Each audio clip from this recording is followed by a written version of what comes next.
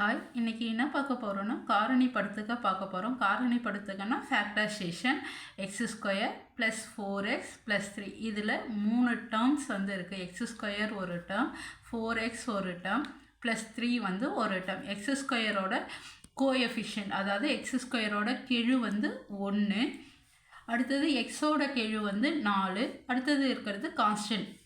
இப்போ இதை போடுறதுக்கு இந்த மாதிரி சிம்பிள் போட்டுட்டு நெக்ஸ்ட்டு எக்ஸ் ஸ்கொயரோட கோஎஃபிஷியன்ட், அதாவது 1ஐயும் கான்ஸ்டன்ட்டையும் பெருக்க போகிறோம். 1 பெருக்கல் 3 ஓர் 3.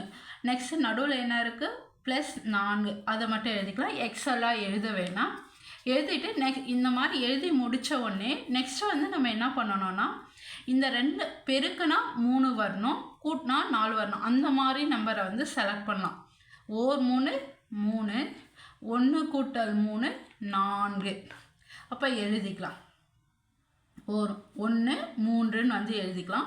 இங்கே பாருங்கள், எல்லாமே ப்ளஸில் இருக்கிறதுனால நம்ம குறி வந்து மாற்ற வேணாம். சிம்பிள் சேஞ்ச் பண்ணாமல் அப்படியே ப்ளஸ்ஸே போட்டுக்கலாம்.